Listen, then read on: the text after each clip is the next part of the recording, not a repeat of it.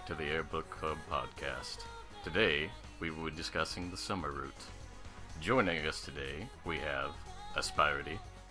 I would also like to touch Etheria Dono's butt. Biscuit Dough. Hello. Bowie. Now sponsored by Papa John's. Link Thinks. Yakamashi! Pepe. I wanted to say the same thing that Link did, but I'm just gonna say hello. Hi, everyone. You stole his intro. And myself, Yotheria. Take it away, Aspie. Right, guys, so we've just jumped into the summer. It's basically been a huge change of setting from the AIR route which we covered 2 weeks ago. So as you would have known if you read along, which I'm assuming you did if you're listening to this. So, yep. It's set 1,000 years in the past. We're taken to Shoryaku 5, is what the year is called. And that would be equivalent to 994 AD in the Gregorian calendar. So, yeah, it's like ancient Japan. And we're introduced to our characters, Ryuya, Uruha, and Kana. They're completely new characters we haven't met before. Basically, the only link we have back to the original story at this point is Kana is a winged being. Supposedly has connections to the girl in the sky. If you've read it, you're probably thinking, yeah, she is the girl in the sky at this point. Like, that's not a stretch to say, is it, guys? No. Yeah, I think that's No, the pretty point they were trying to confirmed. make, yeah. Yeah, so that's where we're at the moment. And so, yeah, we've got a bunch of analysis to delve into. But just before we get started, what do you think of the route? Did you, enjoy it? With the exception, I always say that, Minagi is my favorite character route. I always try to make that very clear because I feel like summer is my favorite part of the entire VN. That's how I feel about summer. And, what about you, Link? This is just such a hype route. I loved it. It was great. I love the change in pace from everything else. It's almost very different for Key as well. Because the precedent is canon. We had Mai's route, which is sort of actiony and mysterious. But this is a whole different level of it's completely out of the realm of the mundane now. We're no longer just kids at high school anymore. We're just this is real shit. People are dying. Our main character is a murderer. He has killed before.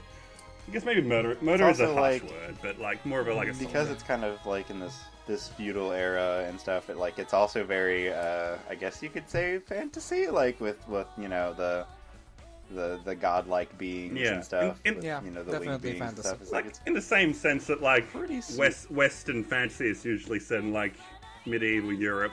This is sort of Japanese equivalent. It's dragons.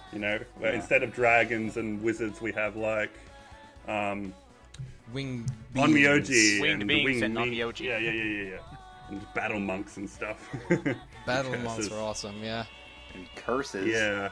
It's really interesting. I'm not that seasoned in Japanese folklore, but I know bits and pieces from pop culture. But hopefully we can talk more about that because there's a lot of interesting stuff going on there. So Jared, what's your general impression of the characters? What do you think of them? Well, I really liked them overall. I really enjoyed Ryuya especially. He was very Samurai-san-esque, but also still a little like Yukito, in the fact that, I don't know, just this inner monologue, One of the first things he does upon meeting Kana, our tenon, is he fondles her rear. And his reason for doing so is because it had a nice shape. That's a valid reason. At least he's an honest man. Yeah, you gotta have respect for Ryuya. Yeah, totally. I definitely feel they were trying to juxtapose Yukito with Ryuya in that kind of we're switching the protagonist now, but it's still the similar kind of character, even though they're in very different upbringings. He's got a little bit of silliness in there. It's in there, but he's very different from your typical Key male. I think he's a little bit more refined. I find. Refined? Yeah. Well, I wouldn't call him refined, but He's a very Eloquent. I don't know. He seems like a generally very good person. There's not really a whole lot of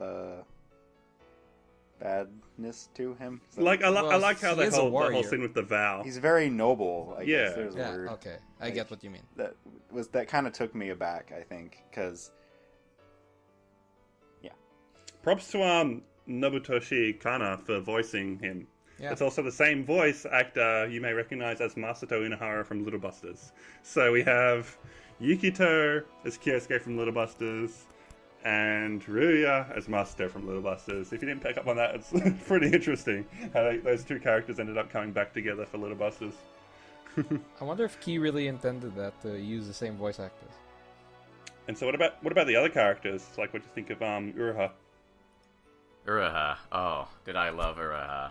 She's very flirty, and she always Yeah. has a very mysterious outward appearance, and doesn't try to let too much known about herself. She's secretly a ninja. I think she's also... Yeah, we brought it up in previous Roots, but there's a very... She's kind of scary. There's a very strong, like, mother's theme in this, and yeah, Uruha yeah. is definitely the mother of this root. Yeah, that's something I can agree with. I always found it interesting how, like, strong she is.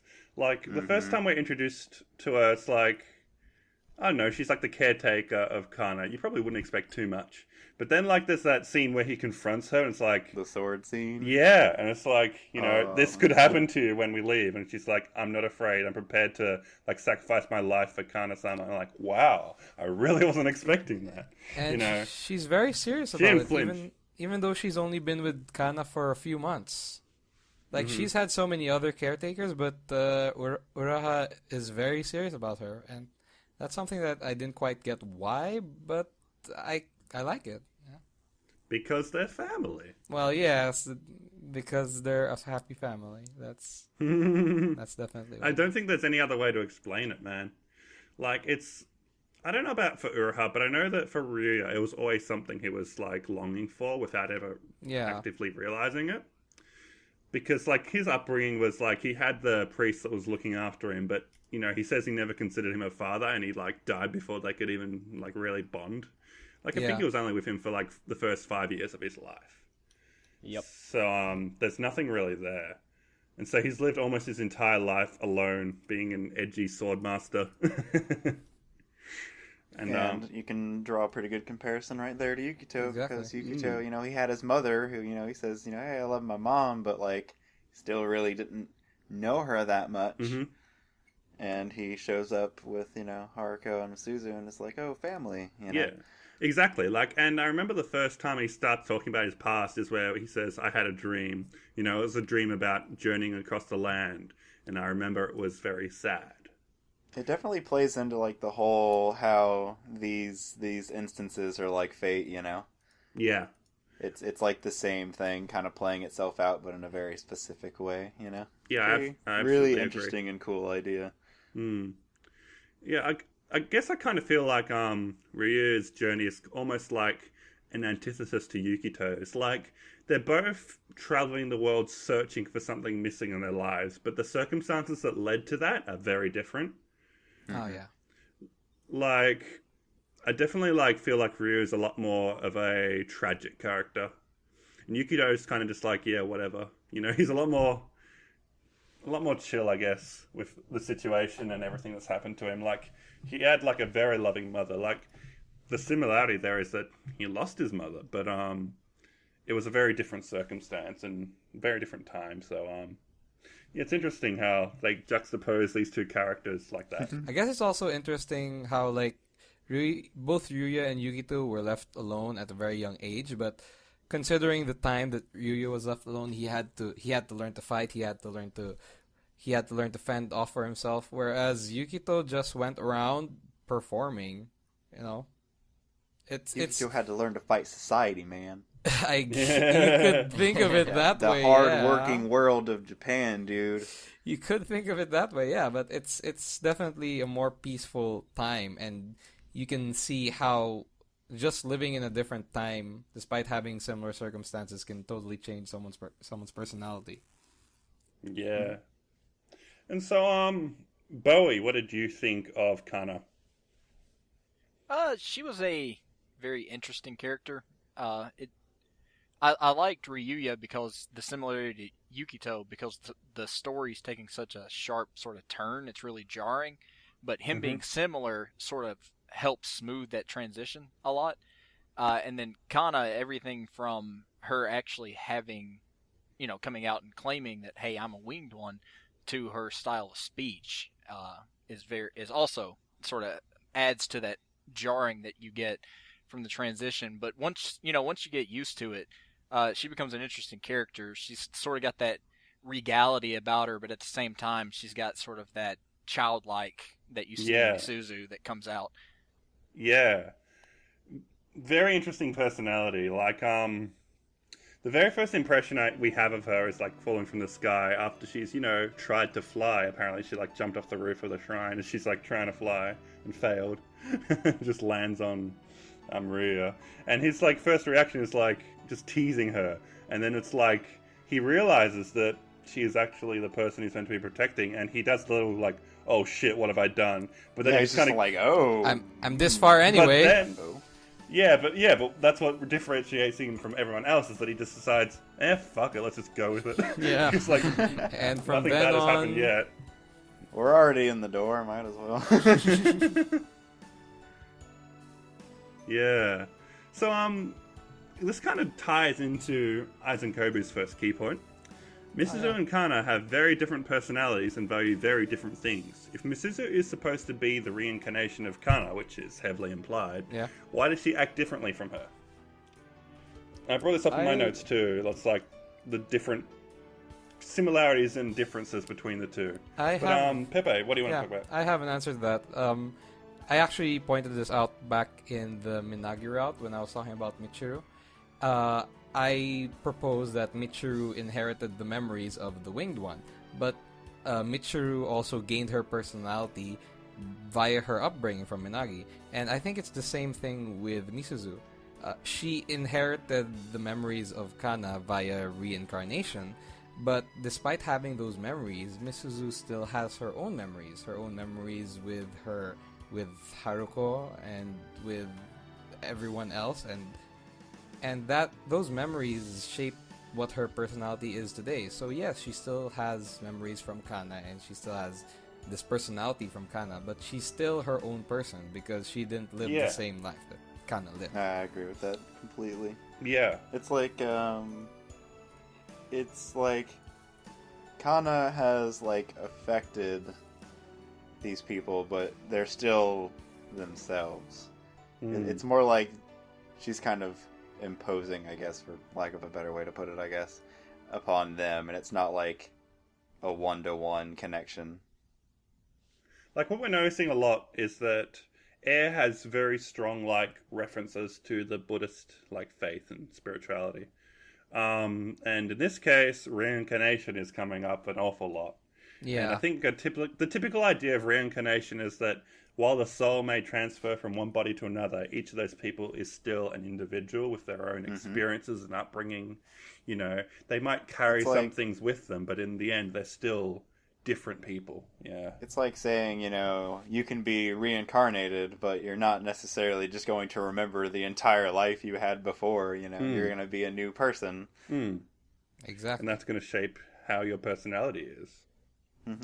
I think a really good example of all that is that Yukito himself essentially inherits his family's like wishes and the story of the girl in the sky, and they really like to enforce that. There's a big inheritance component. He's in a similar situation where he grows up based around this core fundamental belief, but his personality changes a lot just because of all the crap that he goes through. Yeah. So he becomes really like sharp and sarcastic, and I feel like a lot of that also can be attributed to the way that we don't know about previous encounters, but his mother specifically gave him a very clear kind of range of freedom. Yeah. Yes. With how she handled the situation, which kind of allowed Yukito to be that way instead of being kind of the girl in the sky martyr.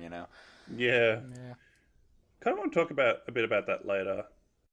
But yeah, I'd also like to go back to the key point, and let's just like go over some of the similarities and differences we notice between the two characters. Like I've already mentioned a couple of them, but some things I've got is Kana is unable to have friendly or familiar relationships with anyone due to circumstance instead of the curse until she met Ryuya. Like her status as the winged being that needs protection or imprisoning, if you will, is what prevents her from having those relationships with people. And whereas with Misuzu, we have the curse. So it's like they have the similar isolation for different reasons. And they're both in pain over being alone. But they're both able to keep up a strong front about it. Something I noticed, like the whole quote, like, I'm perfectly fine being by myself. I don't know if that's word for word accurate. I kind of lost the quote, but to that effect. There's also the point. There's also the point that Kana never knew how to fly because her mother never gave her wings. Is what I put it down to. Whereas Misuzu is always like looking to the sky, wishing she could fly, but like she obviously has no wings. Yeah, I don't know. So, Biz, what's your point? I had a point about kind of a tiny step back about the idea of them kind of being different people, even though they may be reincarnated and all. Is that even Misuzu herself said that one time that she said that she doesn't think she is the girl in the sky specifically, but that the girl in the sky is another her. That's, yes. Yeah.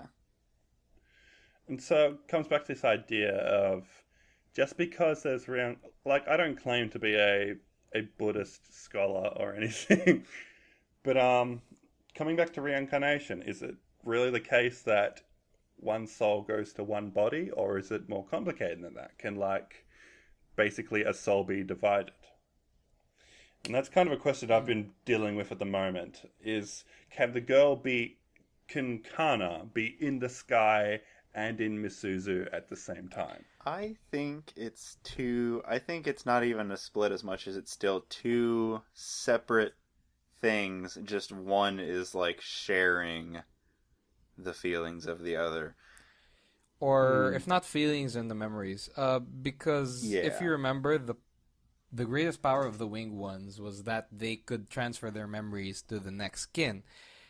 And I think that's how I viewed the reincarnation. She wasn't literally putting her soul into Misuzu's.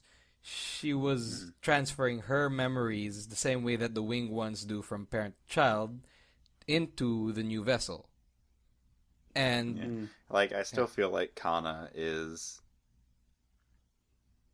going through her torment specifically, like as a separate being. Yeah, definitely. Yeah, see, I agree with that, and I sort of talked about it in the forum post just a little bit, but I think that it's just a portion of her soul that's sort of seeping out and reincarnating in these other girls, because I think it just going off what Summers told us, that the girl in the sky, I still think is Kana herself, because when they were talking about the curse, after Kana had left and everything, they were speaking to the old monk. He mentioned that part of the curse wasn't that they lived for longer, but that the curse kept them alive for longer than they were supposed to be. Yep. Mm-hmm. And so it's completely possible that that's still Kana alive in the air, that the curse is just keeping her alive. Yeah. Yeah. There's a lot to pick apart and just like think about in this route. Like they don't like plainly write it out, everything. Like, this is how the curse works, this is how everything works. You kind of need to like piece it together yourself. But a lot of hints, I guess, is what they've the pieces are definitely there to like kind of guide you towards what it's trying to tell you. Like I said before about the Misuzu's view of the girl in the sky. Like it's definitely there, like kind of point you in that direction. I like this quote. There was putting Kana-sama's soul inside a human is like transferring an ocean into a vase. The vessel will shatter long before you finish. yeah, this idea that a winged being's heart is so much greater, like such a more profound existence than a human, and putting it in a human body is like too much for it. A lot of people interpreted this as the whole like the soul is being divided, and so there's only a small part of Kana in Misuzu. That's kind of what we've been talking about so far. The first thing I thought about when I read this though was the fact that part of the curse is that the girl must die at a young age. Like, I don't know if that was directly stated as part of the like legend, but that's supposedly what always happens. And my thought there is that the body is just like unable to take it. That, you know, it's a whole part about like the dreams eventually ending and then the girl will die. That to me is like the vase overflowing and bursting. You know what I mean? It's like she's remembered. It's like the bubble popping. Yeah. Like, but the memories pour in from Kana slowly into the new vessel, and as she grows older, more and more memories start appearing, and that's when her body starts to not be able to take it. It's kind of an information overload, if you will. Yeah, exactly. Yeah. Maybe that's why Misuzu loses the ability to walk, because like her brain is overloaded with all these memories from thousands of years, so it can't even function. It can't even do motor functions anymore because of that. It's still weird key physiology, but I think it makes enough sense. Yeah, I think I can grant them that. You know, that's kind of what it was screaming to me when I read that quote. Well, I have just a little bit of an alternate idea on that thought, at least. Sure. Because when they're mentioning the effects of the curse in Summer, she mentions that anyone that gets close to Kana is the one who begins to die the closer they get to her. And if I may be incorrect, but I don't believe she ever says specifically that Kana, you know, will suffer and die from the curse himself. So, you know, I almost wonder if it's whenever the portion of her soul inhabits this, you know, young girl, this young human, that ties her to Kana. And since they're so close, that the curse is slowly killing her, just the same way that it's killing you, you know, Ryuya or Yukito. Because, you know, Ryuya loses his ability, and Yukito both. They slowly are losing their ability to walk at the same time due to the curse, because Yukito gets to the point where he's sliding down walls, and, you know, he's talking about he can't even get back up. Yeah. Yeah, I don't know. Like, there's so many ways you can interpret it, and I don't think your way is any less valid than what we've already said. I think it might be a little bit of both, really. Yeah, I don't know. I see a point. I can't say which is more correct, though. You know, I think that's up to our viewers to decide which you think would make more sense. Is it the curse that is destroying the vessel, or all the memories? Yeah. Going back, though, there was like a point last episode where I believe it was Aizen brought up Yukito feeling the pain in his back when he gets close to Misuzu. Was it possible he had an injury there? And I said, no way. No way, it's nothing. But now we've read Air Route, and we see that... Sorry, Summer Route. Now we've read Summer Route, and Ryuya has shown that he... Well, I don't know if it caused his death, but it kind of made him a paraplegic a little. Yeah. That he got slashed across the back with a sword. So that's a thing that happened. Yeah, and I felt pretty pissed. Well, not genuinely pissed, but I was like, you sly dog, Aizen. You already read Summer at this point, and you asked it. This is one of those things about me having already read this, that whenever that came up, I was kind of having to dance around it, because I definitely knew, you know? Yeah, I had the same thing since I But just read it. I was just like, you know what, I'll go ahead and bring up the thing about the seawall. That'll be fun. Figured I'd add my own flavor to it. Yeah, you were the one who brought it up. Yeah. But what's the connection between Ryuya and Yukito here? I mean, from a narrative perspective, they're obviously, like, cleverly juxtaposed, but, well, like in terms of like a real connection, what do they have? They're descendants. That I can that's probably because confirmed Uraha by now. was like super strong in her hojutsu, and they had a child, so I assume Yukito is one of their descendants. But is that enough to like experience the same I'm back pretty pain? sure there's a I there's a think- direct relation there, and there's also a relation to like the actual like the actuality of like the curse Yeah. and like what it ended up kind of becoming because That's a good of point. their relationship and what happened to them. Yeah. Just kind of became the curse, I guess. Yeah, it's kind of like the curse was formed by what ended up happening at the time.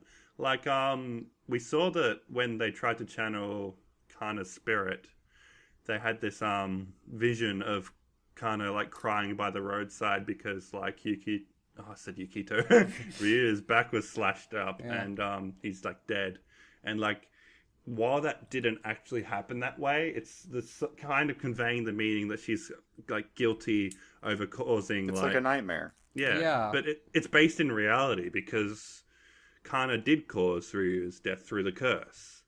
And so kind of like there's like this connection there where that reality and where he was slashed in the back ends up becoming a part of the legend and the You could curse. also see as she feels guilt about it too, because she's the one who kind of ordered him to fight the way he had to fight, which is that's what I was more or saying. less what caused him to get injured. And that's why she's in pain and why she's sad, you know?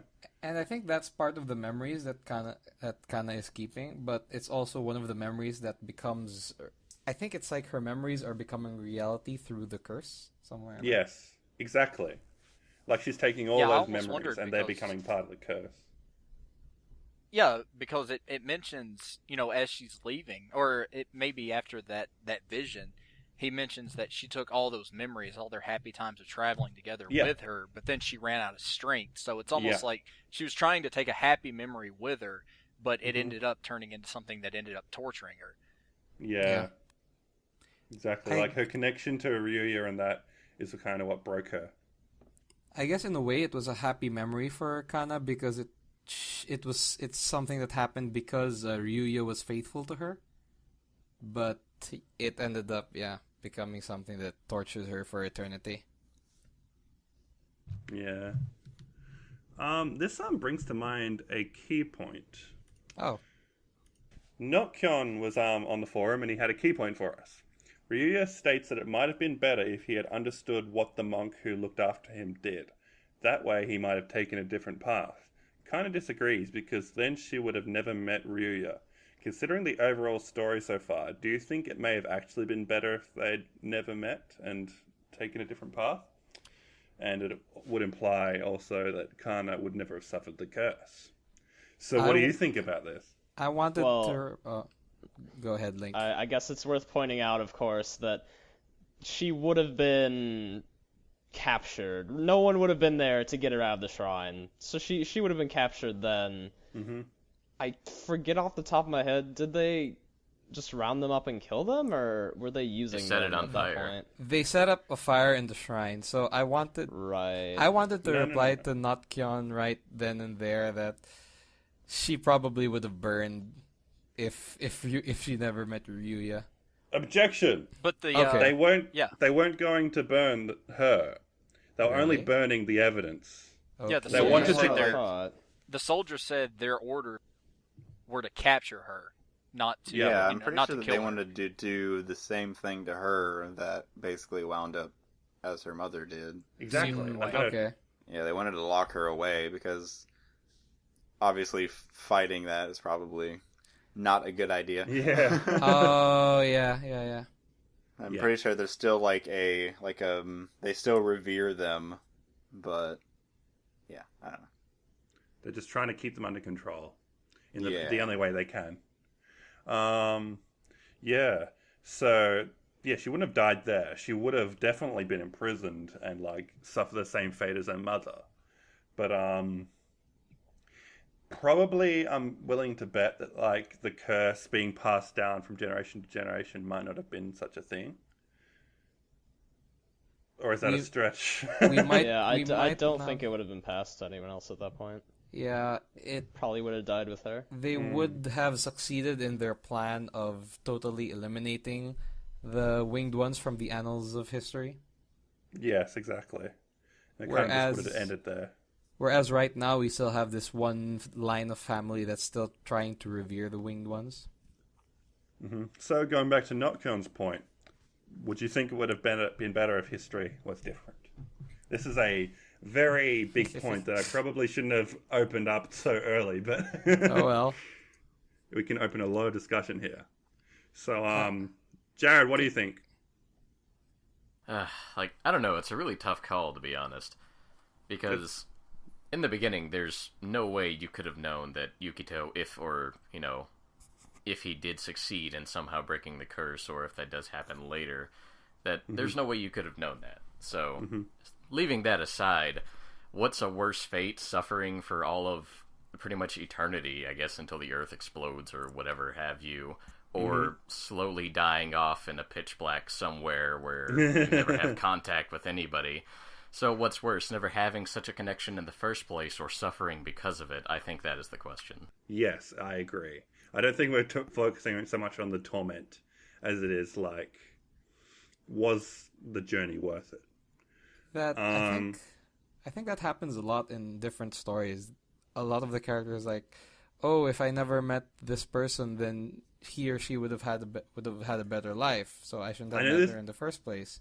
And I think the point of many of those stories is that no, it's a good thing that you met that person, even if you suffered, because you gained these memories, you gained this connection, and that's what made that's life. it important. That's like Maeda's favorite thing to write about. Like, I know this isn't a Maeda route, but he goes into this in like every one of his stories. He's still credited. In the credits, they have his name next to the guy who wrote Summer. So it's, I guess, who was it again? Still his design. So I don't know. Yeah, he could have had some influence. Yuichi Suzumoto was that? That's I'm it. sure Suzumoto, he had to have had some influence, even though he didn't write it, because I mean it is deeply connected to the parts that he did write. Mm-hmm. Kind of like, I think that makes sense. Mm-hmm. Yeah. I like to think that because he's still he may have personally written a scenario, but he's still like a lead scenario writer, so that means like probably a majority of it is still kind of composed by him. Yeah, like obviously it's not our place to judge what is more right or wrong, whether like condemning like a bunch of future descendants to like a short life is better than experiencing this brief happiness now. We're not fucking like moral police who decide what's right or wrong. But my gut feeling is that if you can gain happiness, then you should go for it. That's kind of how I live my life. as the saying goes, "'Tis better to have loved than lost." Sorry. Yep. Just the same thing I was about to say. Same here. Yeah, as the saying goes, "'Tis better to have loved and lost than to have never loved at all." Mm-hmm. That's still something that I live by. It's like, it's definitely like, it's like that's kind of what it's trying to tell you, but or I guess it's not even really telling you that as much as it's posing the question to you so that you yourself can think about it. Yeah. Like, about what your actions may mean. And I mean, it's, in the end, there really isn't a right or a wrong answer. Like, there's probably a benefit here and a negative there, or a big benefit here and a small negative there. Like, it's really going to be on you what you want to do. Carve your own path. Credit to the alternative, because like this goes all the way back to Taka's point about like the industry in Japan and like leaving the work to your descendants. So it's like do you like take responsibility for the future and like try to make things better for your children, your children's children, or do you seize your own happiness in the moment and try to like not worry too much about the future? Or do you try to do both? There isn't a right or wrong answer. You're right. Yeah. But that's such a powerful theme that was not even that like thoroughly like puts it in your face in this route. But if you really think about it, that's definitely It's cool because it makes you think about it. Like it's cool because like you can look at it from both views of like, well, damn, that sucks, or well, hey, do what you're gonna do when you're alive. Like you can empathize with both sides of it. So like it's like I said, it's not really right or wrong. It's just posing the question to you. And it's also the point you think. It's also the point that they had no idea of the effects of everything they were gonna do would lead to like the curse. It's like butterfly effect, Yeah, you're like they had no idea that was coming. So credit to them. They were just trying to find their happiness, and what do they get for it? It's the fucking power hungry monks and the onmyoji, sorry, that are the whole reason this all happened. It's all just goes back to human greed. It's very tragic, but I feel like I can't make a final verdict on that until I've read AIR and know what actually happens. Because we still need to see the outcome of all What's of this great? time. What's great is I've actually forgotten how it ends, so I don't know. Oh, good for you, because I haven't. So I'll probably remember eventually, but I'm looking forward to seeing what happens there. So that's a very good point by Notkion. I like that a lot. So moving on to another key point, we have Bonecast has been following the book club the whole time, but he hasn't posted very much. So this is kind of his debut in the key points. Way to go, buddy. Finally. Yeah, pachi. Posted a good one, too. What is the relevance, if any, of the spell imprisoning Kana's mother? That would be the mirror that has the ripples and has to be returned to water by smashing it. Is this a popular magical thing in stories or something, he asks? I'm going to hand over to Bowie to handle this one, because I had a little chat with him about it, and I think he might have an interesting interpretation. Take it away. Okay, so, I got to thinking about it as well, because it seems like, very deliberate imagery, and it just seems like it's sort of tacked on there without it ever really explaining it. Yeah. And so, as far as the mirror in the water goes, a possible explanation there is, whenever I was looking through it, they were talking about a lot of times mirrors are associated with water. Because if you think about it, the first mirrors really would have been water. You look in water and you see your own reflection, which sort of explains, the rippling surface of the mirror, and then whenever it breaks, it returns to water. It's sort of returning to its origins.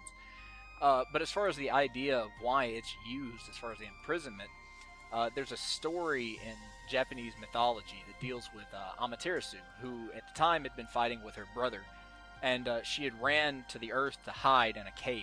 And she was hiding in the cave, and while she was hiding, the sun would not rise. There was no sun at the time.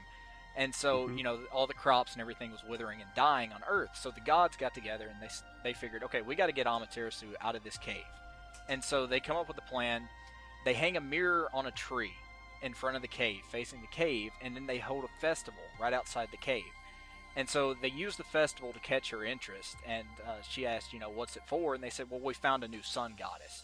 And so it piques her interest, and she pokes her head out. And what does she see? She sees the mirror, and it's reflecting her own image back, which she's never seen before.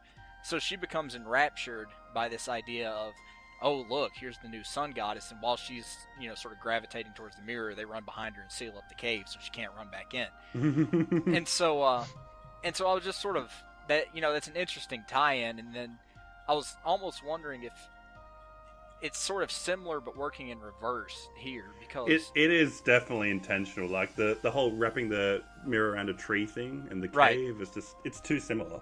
Yeah, well, the way I was thinking about it is, if you look at her mother, at the whole time, what little we know about her, it almost seems she keeps mentioning, don't touch me, don't get near me, don't even try to graze me. It's like she's ashamed of what she's become at this point, like she's tainted and she understands it. So I almost wonder if it's almost, instead of using the mirror to draw her out of the cave, if it's using the mirror to keep her in the cave. If she starts to even think about leaving the cave, she sees the mirror and it reflects back at what she sees that she's become, and she'd rather stay locked away. It's almost like Medusa. Yeah. I mean, I am very happy with that interpretation. Like, it was interesting that they didn't know what it was. Like, I guess that myth would have become popular maybe later in Japanese history. Like, maybe that's not such a thing at that point in history. I don't know that much about Japanese history, so I'm, I'm guessing. But, the fact that it matches up so closely to the Amaterasu myth, and I think it's definitely valid to draw that conclusion that, it's like a very good interpretation. It's like that. It's a very good one. It's a distortion of the myth to, like, create a curse instead of like something a bit more positive. Right. If I can chime in a bit, actually, I believe that mirrors were used in not specifically Japanese, but in Chinese folklore or Chinese mythology, what have you. And mirrors were generally used to ward off bad spirits. So, like, where I come from, there are a lot of Chinese people, and they have this octagonal or hexagonal shape with a mirror in the middle, and they say it's used to ward off bad spirits. So, I know China and Japan have this history with them, so I'm thinking it might have something to do. Yeah, like, I think that's a common theme, is that mirrors, I was looking into it a little bit, there's this whole idea in, like, I guess, magic, that mirrors are meant to reflect. That's obvious, but, like, they reflect, like, the spiritual element as well. So, like, if you have, like, malicious intent directed towards you, you use a mirror and it directs it back at the sender, you know? Yeah. So it's like an evil spirit will be, like, their own, like, evil will be directed back at them and kind of ward themselves off, if you get what I'm saying. So I think Almost that's like a slap in the face. yeah, You know? which Like, you know, it's like you're taking this being that, like, it's almost like a perceptive thing where you could view them as like a god, like a higher being, or you could view them as like a demon because they're more powerful and more dangerous. So maybe they're a bad thing because they're more powerful than you. And it's like there's this whole idea that, like, when they meet in the cave, it's like she's like, you know, don't come near, and then she sees her daughter, and it's like, I guess the first time she's actually perceived another winged being since she was given the curse. And like the whole thing's like, I forgot how warm human, like, flesh was, you know? And yeah, this idea that she's finally regaining a sense of, like, satisfaction with who she is as an existence when she sees her own daughter, and she can feel proud that she exists and all that, you know? It's like something she'd forgotten. I don't know. Maybe I'm, like, twisting things a bit too much now. Maybe I'm just rambling. Well, there was Quite possible. There was one other little thing that I actually forgot about that part, because she mentions whenever she tells him to go out and break the mirror, or she tells him to return the mirror to the water, and she says, "And the moon will return," and you know that sort of. I still haven't exactly figured that out, unless they just meant for it to be really, you know, sort of imagery, because in the mythology, Tsukiyomi, who is Amaterasu's brother, is the Japanese god of the moon. And in the mythology, he's actually born from a mirror. So, the moon born from a mirror. But this is a mirror shattering. That's interesting how to try probably and a lot that. more you can, I guess, like, what we can get so far is that there's definitely a lot more to this. You could probably dig even deeper. Yeah, I think we've only scratched the surface. If anybody listening to this is more seasoned in Japanese folklore than us, and you want to have a stab at, like, analyzing what's going on here, please, like, let us know. Go to the summer root topic. Yeah, because we're interested if there's more we haven't figured out yet, because there clearly is more to it. If anything, definitely Summer Route has more to it. Yeah. Yeah, as general rule, but I definitely feel like we're on the right track with, like, comparing it to the Amaterasu myth.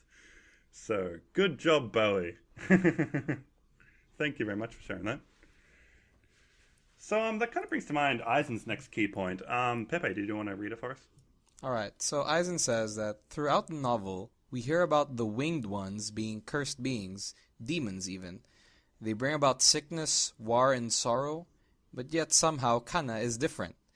Is this really their fault, or are humans really the people that make them that way? That's another interesting question. Yeah. Yes, considering what I just said about the slap in the face of the mirror and how perception of these beings feels to be a bit of an influence as to what's going on, I would say yes. I think it's definitely has to do with more the humans and their interactions and how they're handling things as opposed to the beings themselves. I'm going to post a little reference to another visual novel I'm a fan of, Umineko. This just really brings it to mind. It's not really a spoiler. It's just this theme that keeps recurring is this idea that demons exist so humans have someone to blame for their problems.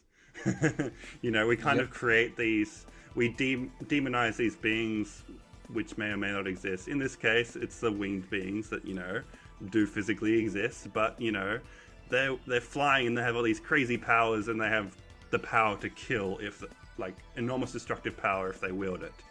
And we decide that, oh, these beings are evil and the cause of like famine and drought, and it's kind of like the whole reason obviously that is because the humans are greedy, but there's also, it kind of plays into people's paranoia a bit. Blame.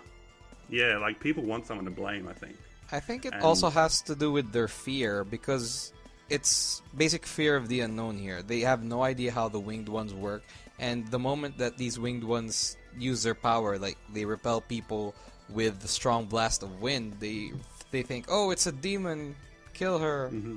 Yeah. Wasn't there like a big point in the root about kind of like balance of power and like the change of ideology, with how kind of the whole reason for Kana and them having to escape was like how this the world is changed and how they're trying to lock up all these beings now as opposed to like actually respecting them. Yeah, because originally they were just I was gonna say that because she originally thought that she was going to be transported somewhere for them to worship her so that their crops would grow and not, Mm-hmm. Yeah. Well, they tell us in the root that specifically the reason that it's happening right now, that they're eliminating them, is it's a political move. Yeah, so I'm saying there's a balance of power thing that happened. Yeah, where there was a shift. The new regime that's sort of moving in. They mentioned that they're moving away from any kind of a multi-god and focusing more on a singular god. And so they're trying to remove and change history to remove any notice. It's like, it's almost like a commentary to like religious war and how like religion drives war because people aren't accepting of other people's views because, well, only my view can be correct. Yeah. Like I'm not too familiar with Japanese history at this era as I've said before, but does anyone know, is like, was there any sort of like monotheistic movement in Japanese history around this point? I don't think at this point Christianity didn't really come around in Japan until isolationism ended. So that Aizen touched on that actually. Yeah, that would have taken that out of the picture. It's kind of this kind of goes into Aizen's other key point. He mentions Hojitsu here, but he says, it seems to me that Hojitsu weakens after several centuries of being passed down. Why is this? Is it because some of the later generations never got the chance to learn anything or refused to learn anything? Or is it deliberately weakened since very few people can fully master Hojitsu like Uraha can? Could this be symbolic of the decline of paganism in Japan and the rise of Christianity and other religions? Yep. Yep. Yep.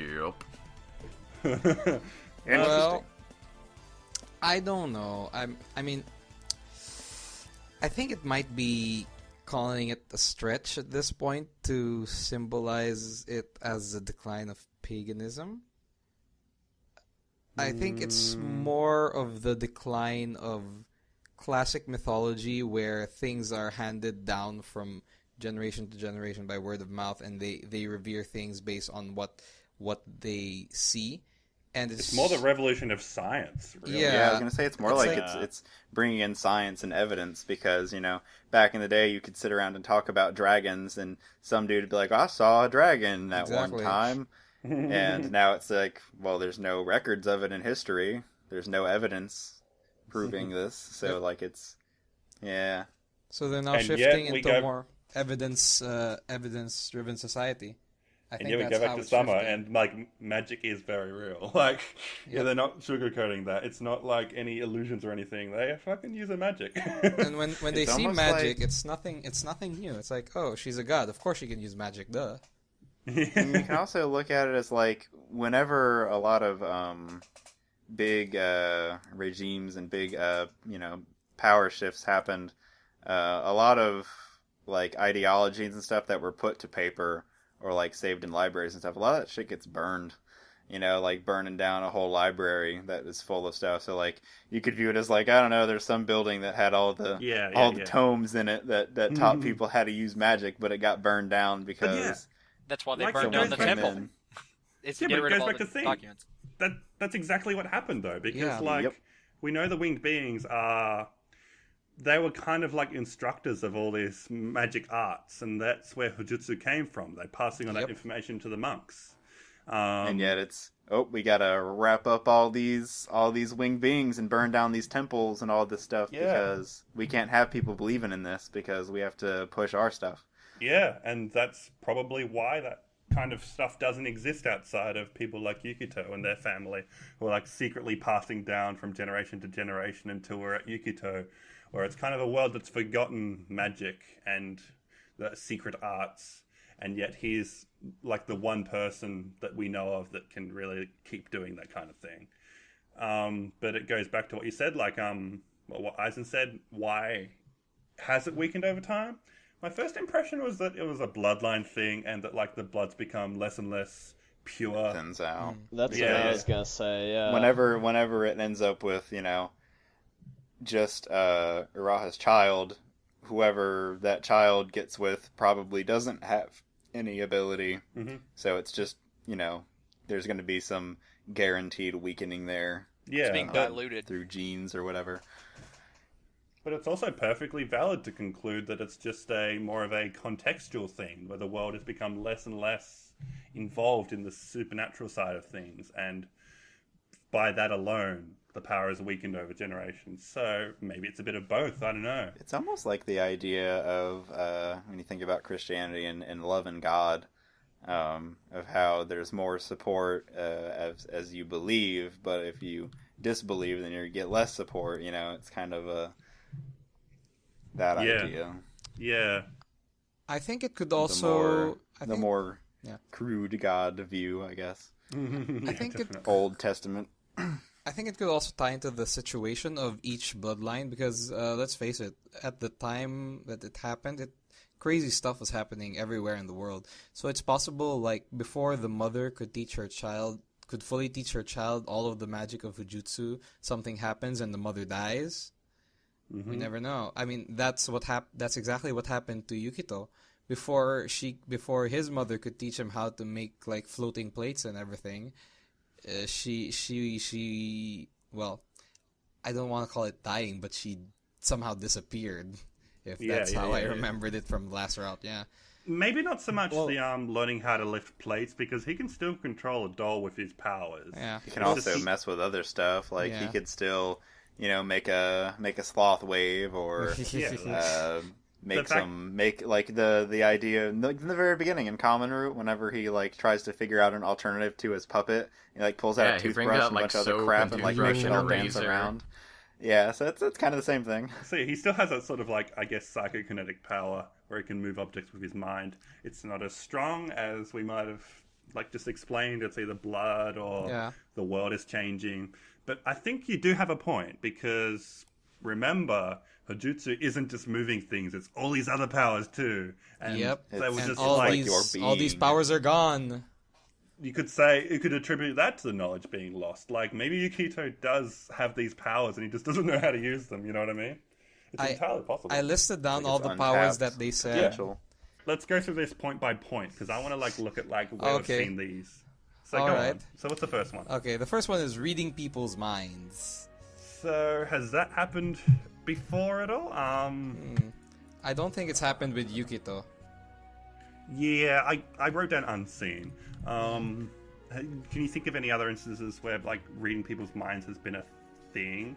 I guess there's been some sort of there's been connections. Could you kind of count Kano at the end? He didn't necessarily. I don't know if you could call that reading her mind, but he definitely glimpsed.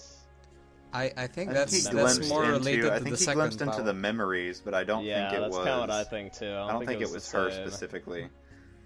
Yeah. It could be vaguely related, yeah. Because the second power is making them have visions, and I remembered Kano's route where he uses Hojutsu to make Kano kind of speak to her mother.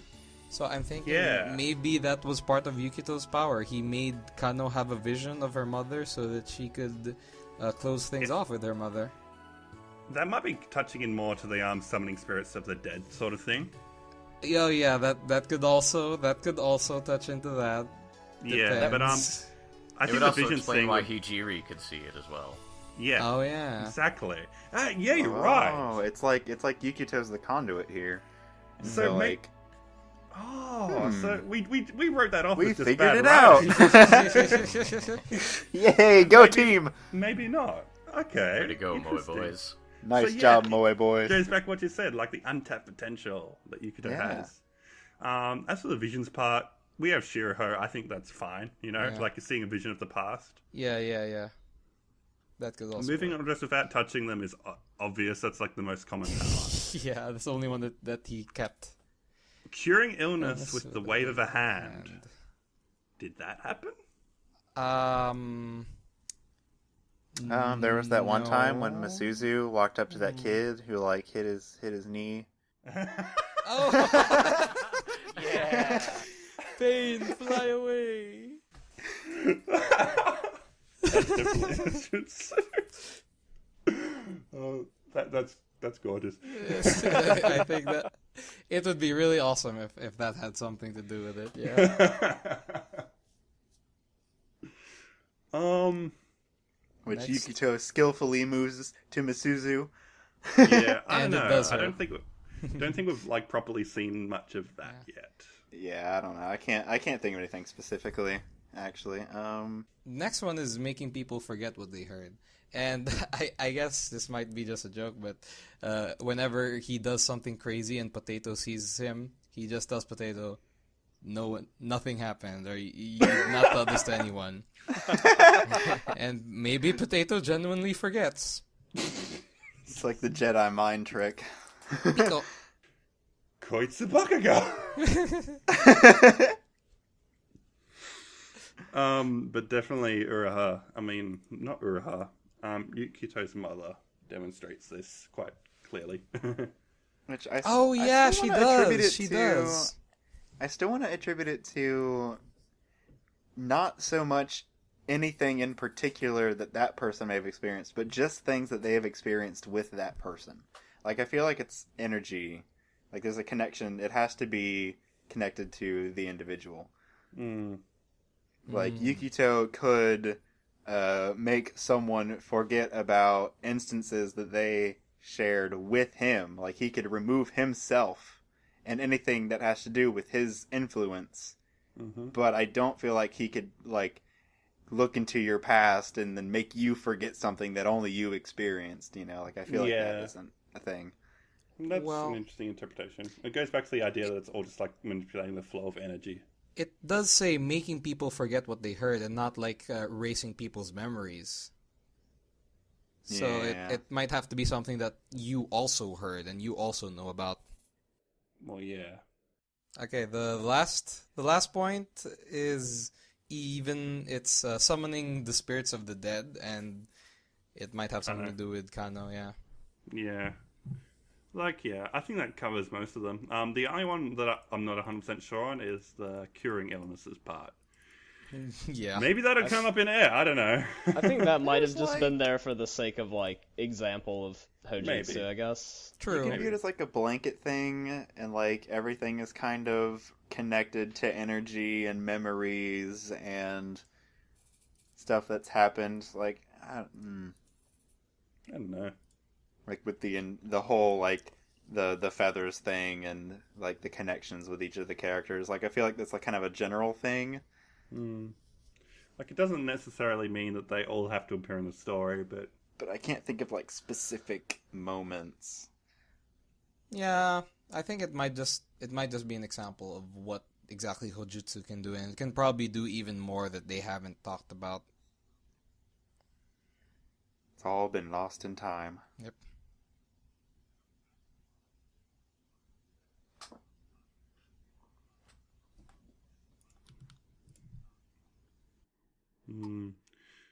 But just going back to the whole connections to Kano's route. Notkyon's final key point. He asks us. Okay, so Notkion said or asked, is the feather that Kano touched one of the feathers that fell from Kana, or was that a different feather? We know that Kana inherited the memories of her mother as well, so it seems like that may be a possibility. I think it's a very big possibility, yeah. I feel like it's heavily I implied that, think that there's definitely a connection there. because when you think about the Shiraho story, there was like the idea of a being being cursed and like to not make contact with them. Yep. And I felt like there was a really good comparison there to Kana's mother, whose name escapes me at the moment. Yao Bikuni. Yeah, I felt like there was a big connection there, almost as if like they could be descendants, you know, like.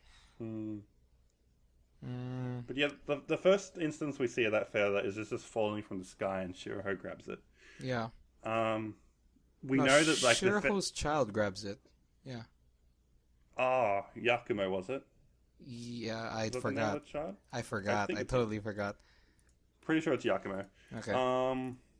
And yeah, so like we saw the feathers like got separated from Kana when she was shot down with the arrows. Yeah. Like they kind of just dispersed into the ether, I guess, is the idea. And so, like, I don't see why it can't just like pop up in a different place. It's kind of weird magic, but I'd buy it. I believe those feathers definitely carry memories, and if they can carry the memories of the winged ones, they can probably carry the memories of whoever comes into contact with those feathers. Yeah, Yeah. definitely. I don't even know if it's like even so much as it's just like that specifically, as much as it's just like the entire kind of area around it. Like there's a lot of other things that can be affected by it that may not be in direct contact with it. I But believe. it's also interesting.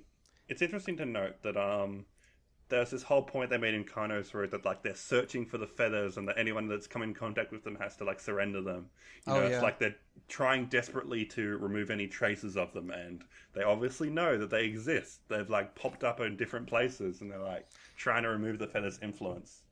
It's like a spore's been like burst open and just like released everything all over the country. That's probably shortly after. It was almost like a few decades. It's almost like after. a smack in the face to the whole idea of trying to stop the winged one's influence Yep. over Yeah, exactly. people, and like the idea that they were here. It's like, oh well, if you're gonna wipe us out, then I'm gonna go up here and I'm gonna spread my shit all over the place and have fun trying to clean that up. You know, it's kind of like trying to cover as many bases as possible to create a big mess for all the people who are trying to cover up your existence. That's an interesting analogy.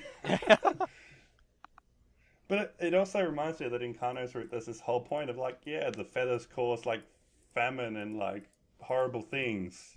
Yeah, that's It what goes they were back trying to to- spread. They were trying to spread that Yeah. propaganda. Yeah, propaganda, really. It is That's what propaganda. is. Yeah. Yeah. Yeah, and I mean, It goes back to the whole idea, like that Yakumo was cursed because she came in contact with the feather, and it's like all the people in the village are dying, and we need someone to blame, so let's blame your daughter. You know, Even though she didn't do anything, even though she's an innocent child. most likely entirely innocent. Yeah, it's just placing blame on someone or anything because they want a solution. You know, they want to be able to make a sacrifice and please the gods. Yeah. It's a very very old-fashioned idea, but a very prevalent one at the time. You know, the whole witch hunts thing and all that. Yeah, very interesting. I love that Kano's finally becoming relevant. Yeah.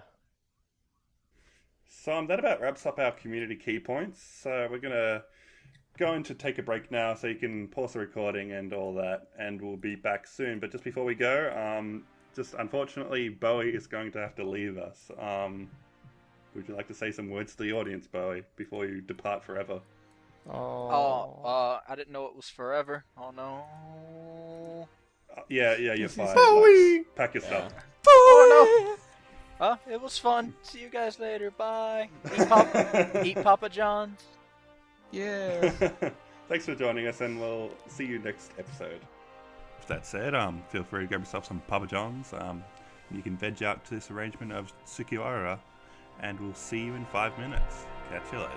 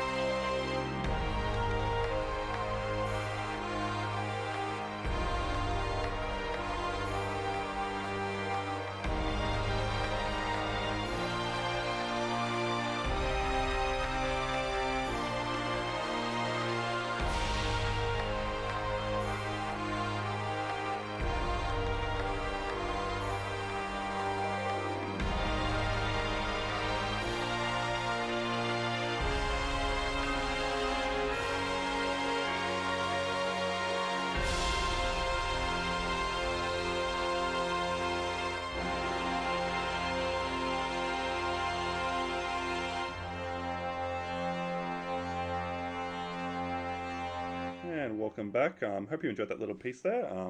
Quite enjoyed it myself. I thought you might appreciate it. So yeah, we're just going to jump back into the discussion minus Bowie. Rest in peace. Bowie! Bowie! So I believe Biz wanted to take us off for a trip. So before the break, we were talking about feathers, and we were kind of talking about how the idea of, were these feathers connected to Kana? Was it just kind of another feather? What's going on there, right? And the feathers themselves have obviously been kind of a recurring theme, a little piece to the story that, it may not be too big, or maybe it is really big. We didn't really know, but now we kind of know after reading Summer. There's a bit of a connection here. So I figured, hey, let's look back at those connections and the ideas of the memories that the feathers carry and stuff. And so basically, like, looking at Kano, me and Jared, or we and Jared, were kind of discussing about how come they even talked about this in the podcast, if I remember correctly, about how come Hijiri, whenever she touches feather, nothing happens, but when Kano does, it affects her, right? Mm-hmm. So I was thinking, well, maybe, how the curse only affects younger girls? Like, it chooses them as vessels? I was thinking, well, maybe the feather denies Hijiri because, I don't know, there's, like, not enough room there or something. I don't really know. Kind of a weak point maybe, but Kano actually fits the mold a little bit better, and so that's why it targeted her, perhaps. But are you saying that the entity or the force which possesses Kano is the same sort of entity as the girl in the sky? I think it's connected via the feather, but I don't think that I feel like the feather inherited that, but like not the other way around. You know what I mean? Like, I feel like it kind of took that on because it's so powerful, and then it also just kind of became kind of like a vessel for more memories, I guess. Yeah, the hope is. I think that since the feather itself holds memories, and going into Biz's point, maybe at that point, Hijiri's memories were already, like, full, if you will. And, like, every time she gets new memories, she has to overwrite other memories. But with Kano, maybe at that point her memories weren't full yet. So that might also explain why Shiraho wasn't affected by the feather, but her child seems to have been affected by the feather. Yeah, it's like the idea of the girl in the sky is kind of memories or existence kind of pouring into other people, like as kind of like trying to become reincarnated, like actualizing reincarnation and like getting out of the situation she's in, but it's impossible because no other being is strong enough to actually withstand that. Yeah. Kind of like the idea about, whenever you take the girl in the sky position and then put it into a human being, how sad it becomes because, a human can't handle that kind of stress. I feel like because Kano is younger and less experienced and it has less memory reserve, however you want to put it, makes her a better target, and so that's kind of why that happens. So I would say that, yes, I feel like that feather is connected. Yeah. I don't know. Like, the whole possession thing seems a bit weird to me. I guess she's just being, like, consumed by the memories and reliving them makes the most sense. Yes. But yeah. I guess, like, it's a loose connection that might explain why it was Kano that got picked. I don't know. There's all sorts of interpretations you could. It was like kind of a dual point, I guess. I wanted to cover, why did Kano get targeted, as well as is that feather connected to that experience specifically, or is it separate? Which was not John's point earlier, yeah. Yeah. But taking also from that, and moving on to my original point, that just came up because Jared actually mentioned it. And I was like, oh, well, maybe this will play into it a bit. So I kind of picked that one up. The other point I wanted to make is actually a Managi root connection that I thought was really interesting. Is, you know, obviously there's the trio kind of family thing that's going on here, which I feel like is a definite connection. But there's something that's a little bit more obscure, but also really interesting, and it has to do with Michiru specifically. And during summer, there's this wonderful occurrence. Misuzu even actually dreams about this in her root. That she said she had a dream where there was something she wanted to do, and no matter how hard she tried, she just couldn't do it. Just couldn't do it. And if you look in summer, or if you look at Michiru, actually we'll finish some. We'll save summer for last. If you look at Michiru, she wants to blow bubbles, but she just can't do it. She tries so hard. She wants to impress Minagi or Yukito and be cool. I can blow bubbles. Look at me. I can't do it. If we look at summer, Kana picks up this little hobby, or tries to pick up this little hobby of juggling. And no matter how hard she tries, she just can't do it. There's also the idea. There's also the idea of the dream that she was having, of like trying to reach out to the figure of her mother, but she just can't reach. And like Ryu comments, you know, a dream of something you can't ever attain. You know. Yeah. But like the idea of like a skill.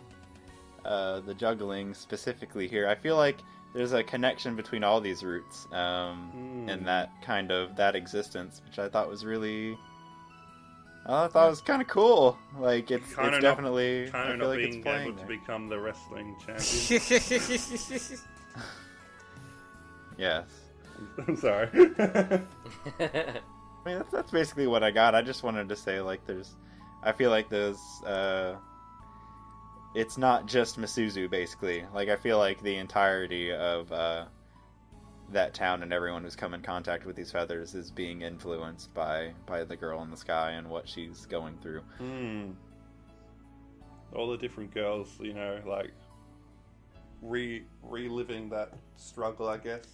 And I feel like it's less direct than Misuzu, like, but yeah.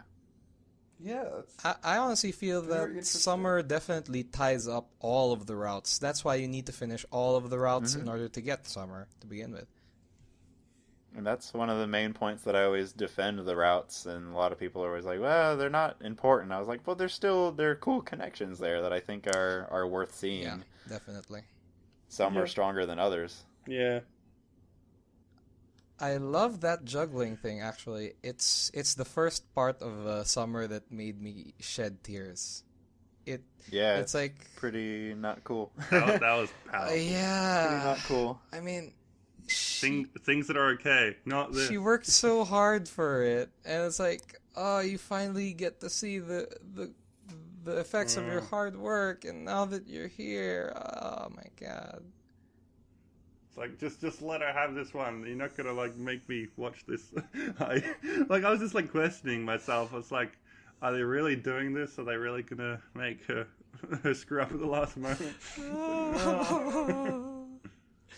It's but something... I mean, and the positive to take from that, though, is that she did try, and you could tell that she was, you know, doing her best. Yeah, that's what Yabi Kuni said. That's the positive to take from it. She said, like, I'm very happy you clearly tried your best. Yeah, that's a good thing. That is a good thing, but, you know, as a child, you never want to hear a parent say that, you know. It feels almost like condescending, like, you know, you tried your best, have a pat on the back, you get a gold star. It's like, it feels unsatisfying hearing that when you're, like, trying so hard. Yeah. Even if it is, like, meant in a very, you know, kind way and, like, a positive way. It still sucks. It still sucks, but I mean, it's definitely something that you can take from this, and like, it's kind of a lesson, you know, that maybe you'll never be a rock star, but hell, you sure can try your best and still have fun trying.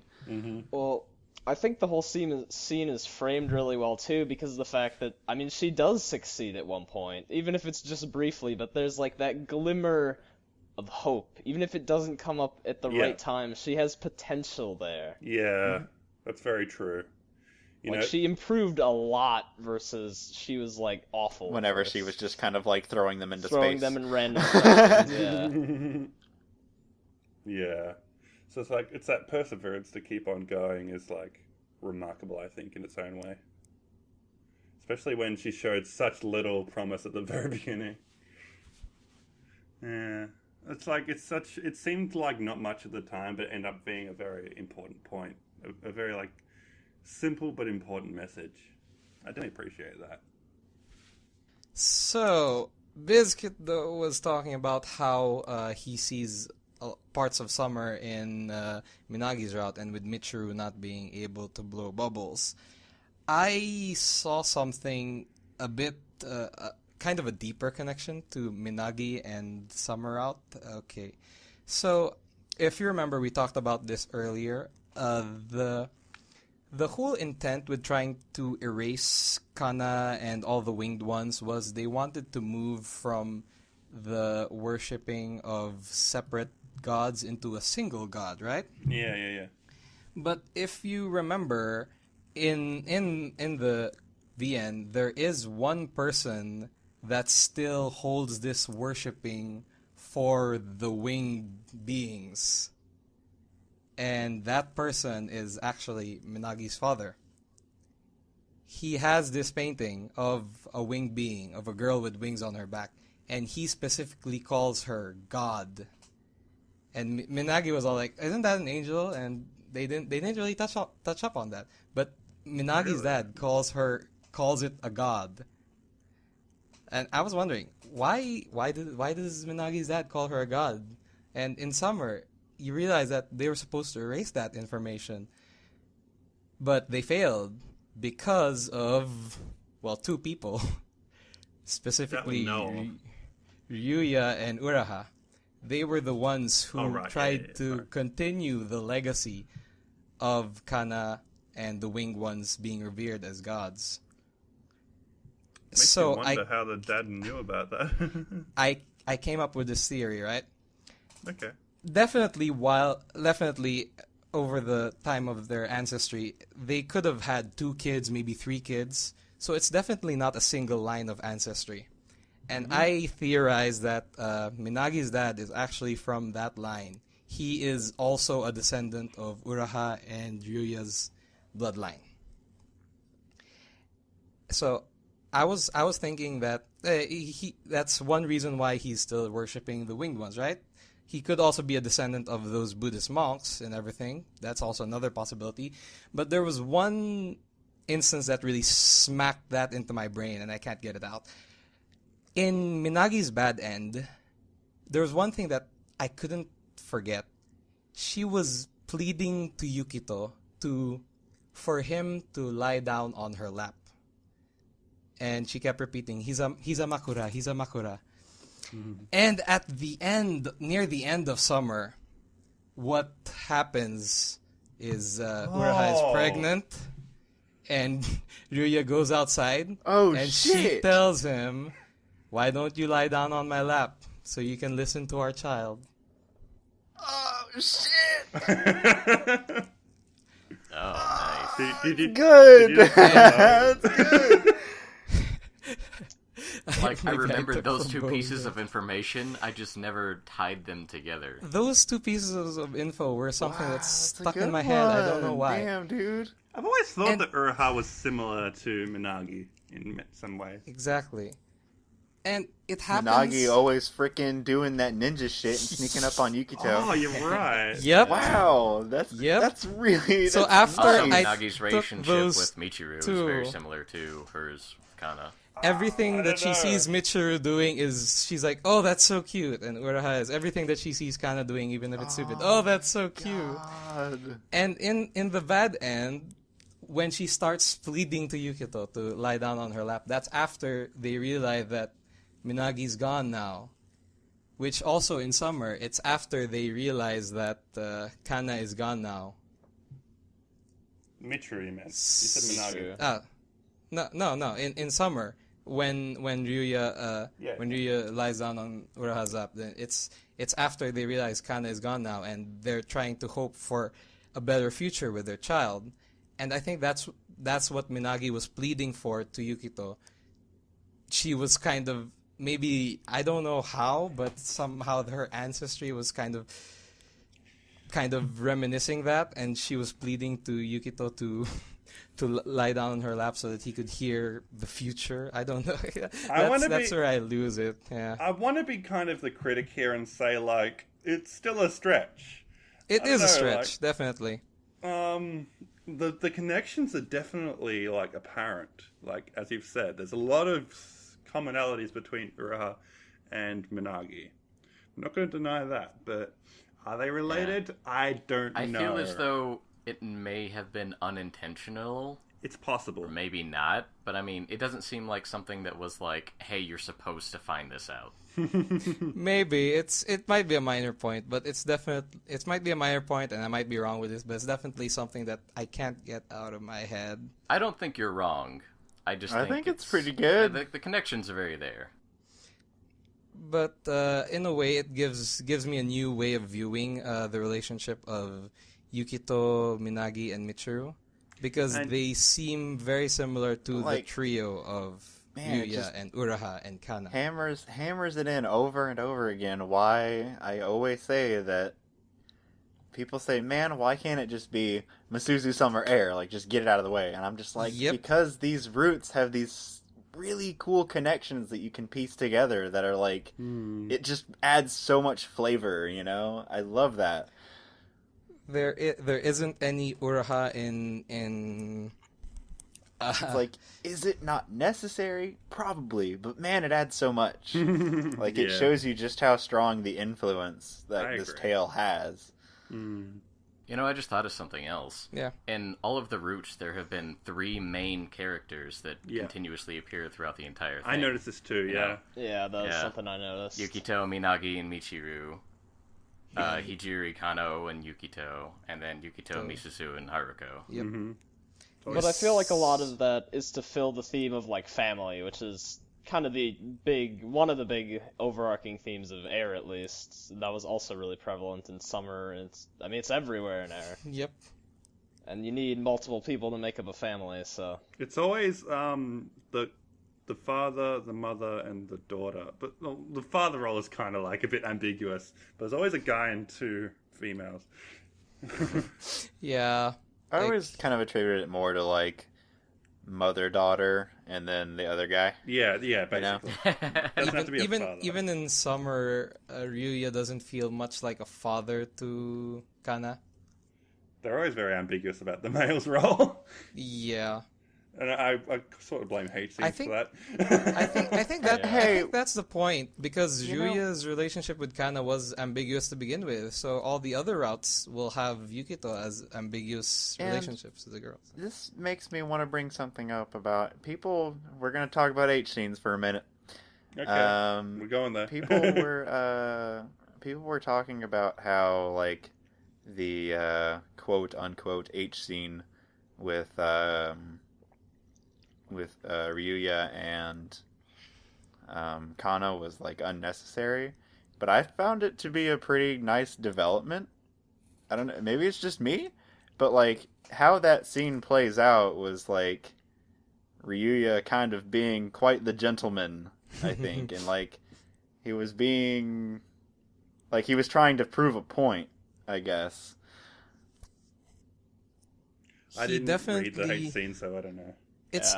There is no H scene with Kana. Yeah, actually. it's not an H scene. Like, it doesn't. That's not what it is. Like, the H scene, the CG is, I guess, kind of etchy or whatever. But, like, what the scene is. Anything? You didn't miss anything in that part. Yeah. Not John confirmed that in the forum. I read that, like, he puts his hands on her shoulders and it's like, come out, Uraha. Yeah, that's what happens. He says that, but he's basically, like, lying to her. He's telling her, like, to not get involved with him because, you know, he's an older man and she's a girl. I thought that was a cut there. Yeah, that's what I thought too. No, that's what happens. Okay. Yeah, he basically tells her, don't do this, you know? Okay. He's just like, this isn't right. Yeah, I think Uraha was, like, trying to push them together, and he's like, nah. I think Yuya figured out something was up because that's not how Kana acts, and he knows that's not how Kana acts. Yeah, he was like, he's just like this. He basically like laid down the law, and he was just like, no, you know. Interesting. Which is like, even canon mentioned this whenever we're talking about Ryuya and how it's just kind of like, how did this guy get into our key story, you know? Because he's so noble, and this is definitely one of those defining moments where like it definitely shows that he's a gentleman, and he was trying to be like a father figure, you know, in that sense. He's just kind of like, this isn't what you're supposed to do. He's just like, no. I love that. Then that brings a whole new light on things because you know, we were talking about how hate scenes have kind of gotten in the way of things in the previous routes, but here it's more like he's kind of like setting the record straight. It's like, no, we're not going down that route. Sorry, pervs, we're not doing this one. It's like, no. Something I thought kind of interesting about that scene was that how Uraha describes, you know, the act to her is that it's like you're floating up to the heavens. Oh, that symbolism. So clearly, Kana was just like, oh, I want to fly. Oh my god. She didn't understand. It's like kind of a naive thing, you know, where Yuya is just kind of like, he even says, he's just like, the common man would so take advantage of the situation, so you need to understand that. Yeah. Well, Ryu's a pro. Yeah. Full So I wanted to bring that up just because I was just kind of like, why is everyone hating on this quote unquote H scene? I'm just kind of like, no, it's actually really good. I liked it. Yeah, I guess there's a bit of like misinterpretation there of people who are I think either the Memorial Edition didn't. or the patch. Yeah, people might have not understood that fully, and this is. That's I guess it kind of goes to show like the whole, if you remove aspects of something, you may not grasp the picture, and that's true. definitely definitely showing that. That's interesting. That's come up like this, but I'm glad we could clear that up for people who are listening, because I'm sure many have like made that common mistake.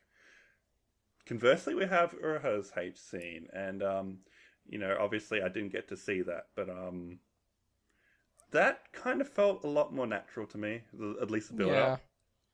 Like, it was kind of like, it had a purpose. Yeah. I don't know if there was. What do you think of the romance between Uraha and Ryuya? What do you guys think of it? I think it's all kind of weird to me. Yeah, I thought it was interesting that in the beginning, when they're in the room, like before or after he threatens her, I don't remember which, but whenever they're being like spied on or whatever, she implies that she has experience, but in the H scene, she clearly says that she does not. Yeah. They never brought up the infertility joke. Yeah, I was hoping, because they brought it up like 3 or 4 times in the rest of the novel, so I'm wondering, they'd probably bring that up in the scene. Oh, they didn't? Okay. It's like she was trying to assert her, like, making her out to be like the more mature one, by like, oh, you're like infertile. It's like, ha ha ha, you don't know anything. But in reality, she was the inexperienced one.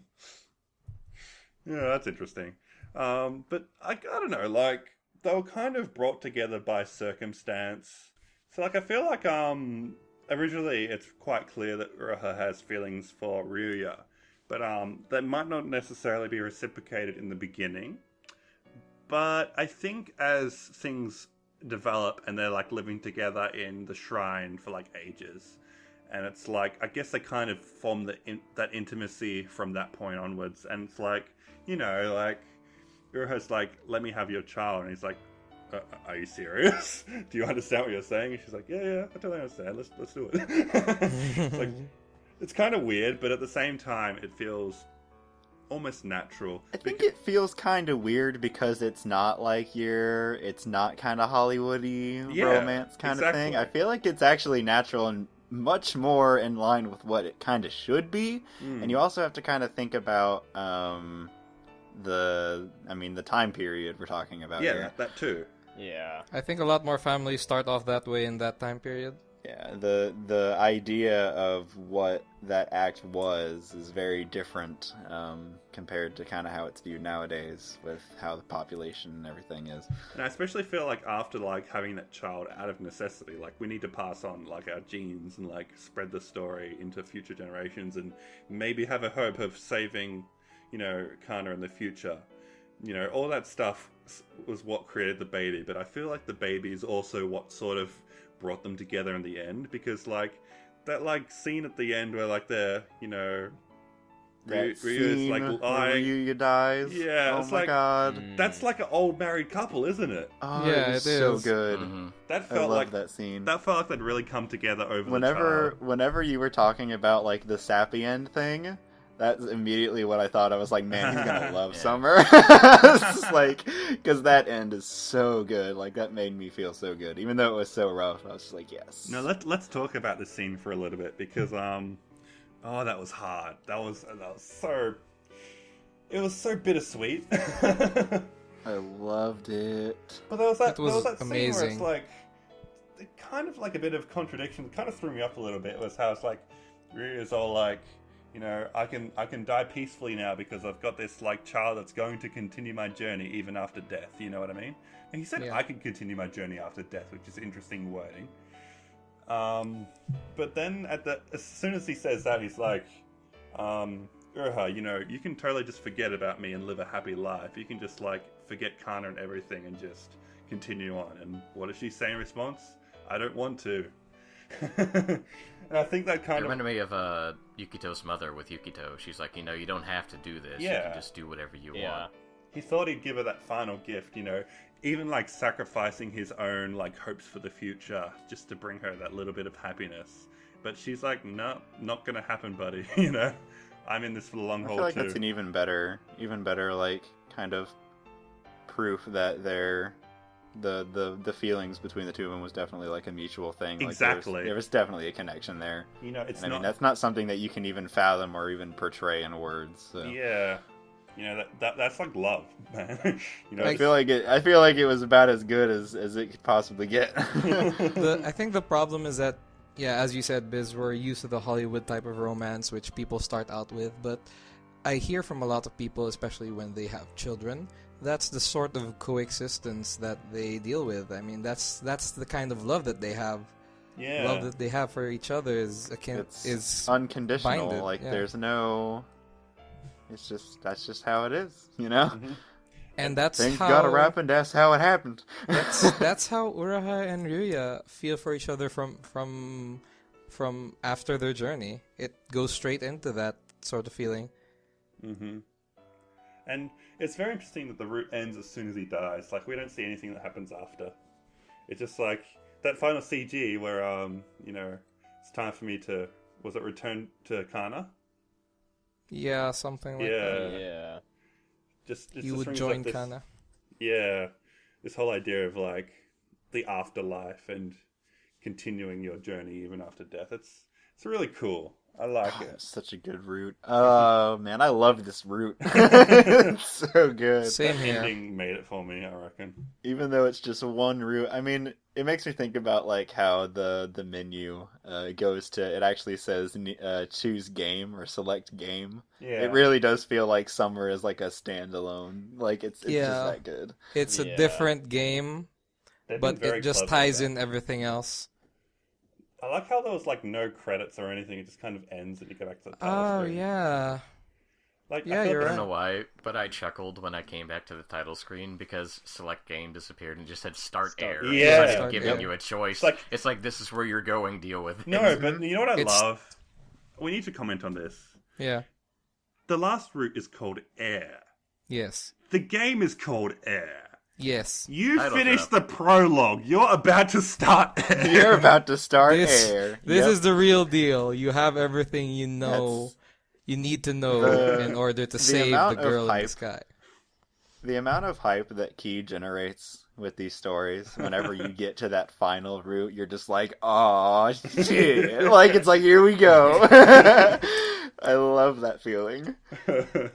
It's very clever. Like, I never really thought about it before now, but like the way it just says start air, it's like, okay, it's like, yeah, Just like, here we go. like you said, Pepe, it's not even a choice. Like, this is where we're going, and like this is the beginning of it all. It's like so clever. The beginning of the end of everything. Nice little reference there. Good job. And it feels like we're reaching the end, but there's still more I want to talk about. We're gonna have to dial back a bit. One thing I wanted to bring up that no one's mentioned yet. It's a little point, but I thought it was really interesting. You know how we have the whole vow of pacifism throughout the route. Yeah. There's this whole theme of how it treats death and killing, and it's like Ryuya is a person who is comfortable with killing. He's done it many times before to survive. But when he sees a being like that represents sort of purity, like Kana saying, "I want you to kill," he doesn't want that. That's like the one thing he has to avoid. Like, it goes back to his code of honor, I guess. It's as Kana's bodyguard,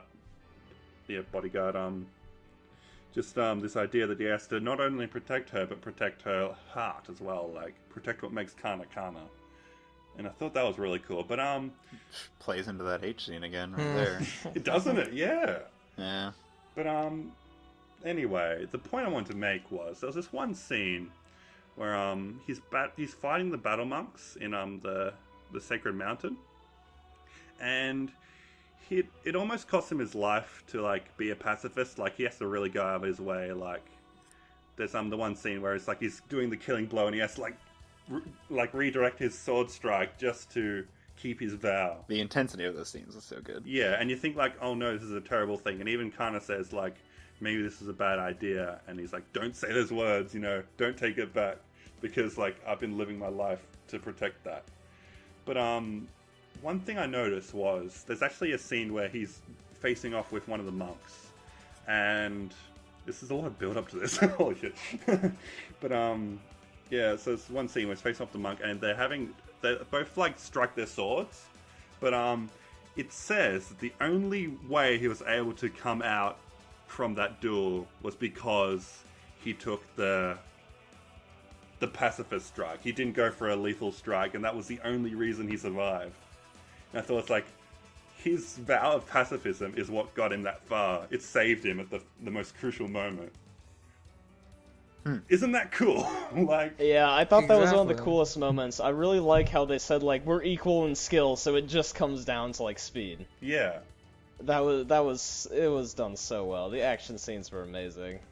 Yeah, it's just like... It Yeah, oh made, my like, god, now that you mention it. It just like makes the whole thing feel worthwhile. Like, it wasn't for no reason. It's like almost like fate is protecting him. You know what I mean? It's like almost a sort of karma that, You could also play this into your efforts will pay off. You could also play this into like perception and how like people would view these beings as, obviously something to be revered, but like they think of them as, demons or whatever. But at the same time, like, Kana's innocent and she's like, don't kill people. Like, makes it very clear, don't kill people. So like, she means good. So Yeah. it's kind of It's like what I was saying good with support there. It's like what I was saying with Misuzu, how she's like an embodiment of purity. Goes Yeah. back to the girl in the sky, doesn't it? Mm-hmm. Which is why Misuzu is girl in the sky. Yep. It all comes back. And I just really wanted to make a point of that because I thought that was such a cool detail that That is pretty cool. They didn't have to include, but because they did, it just adds so much to that whole vow to me. Another thing I noticed, just going from my little tidbits I've noticed here, if you go back and to all the routes, I think it was present in all three of them, there's this one scene that keeps popping up that doesn't really... It's just like, why? Like, why is this important? There's a fireworks show happening in the other town. It's just like, why is that? Why does that keep coming up?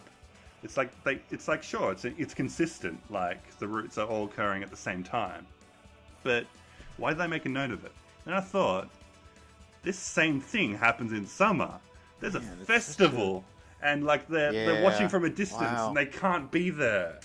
And it's like history repeating itself. Like, they just want to go check out the fireworks, but they can't. They're hidden behind this wall. Yeah, that plays into this, like, the whole fate thing even more. Yeah. And, like, it really plays into, like, how powerful this curse and how powerful these beings are. Like, it's like there's a higher power that's pulling the strings here because of just how these things turn out. Like, it's so interesting that it works out that way.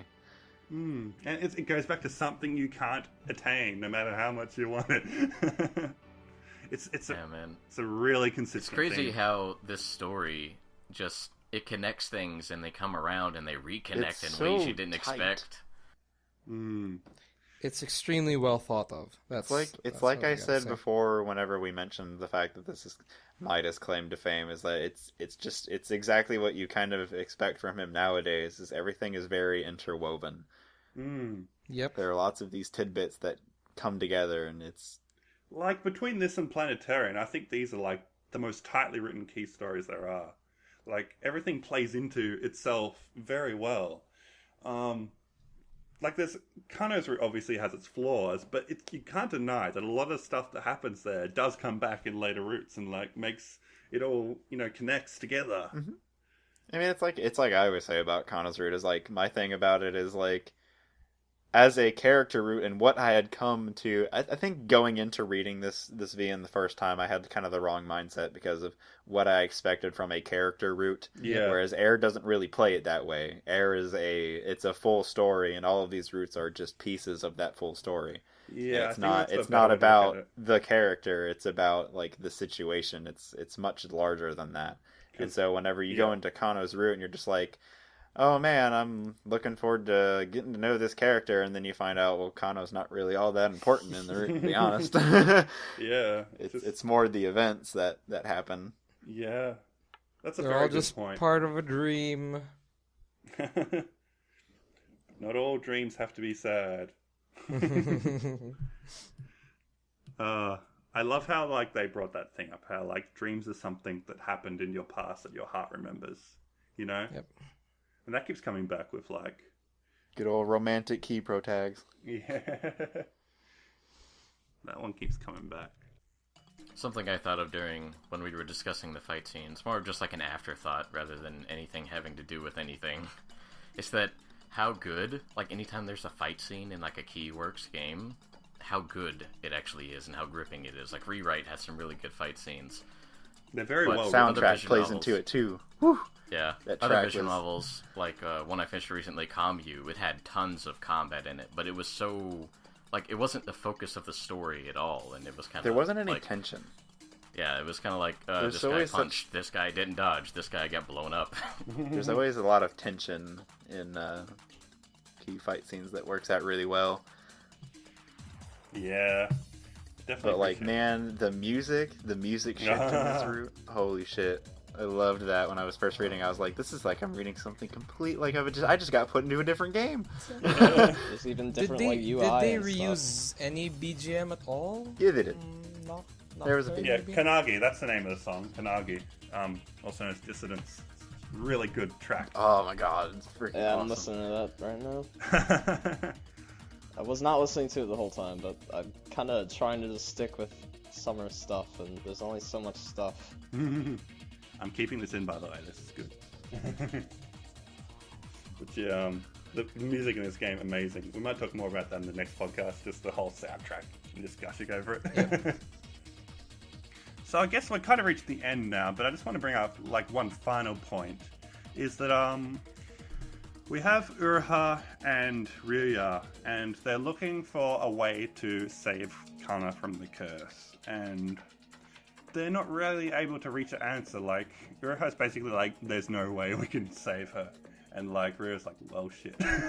But like, the answer she comes up with is, I know, why don't we leave it to the future? Like, let's have a child and let the descendants figure it out. And like, yes, that kind of sounds irresponsible. Like, I can see where people are coming from with that. But at the same time, she said she doesn't know what to do. So what else can you do, you know? Like, there isn't really another answer except for to hope that maybe in the future someone will figure it out. And, you know, it's very, like, sad, but it's also, like, the only sort of closure you can give to a situation like that.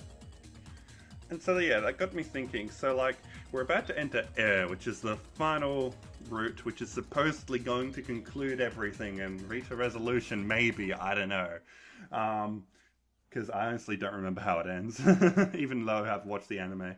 But so just going forward, how many of you don't know how it ends? Me. I do not. Okay, so that's us three. Basically, what we need to figure out here is, what would you think? How would you like this to end? Like, how would you break the curse if you could think of any way? What might be a solution or a resolution to this story? I don't know. Like, take that topic as you will and give me something, guys. Like, Link, what do you think?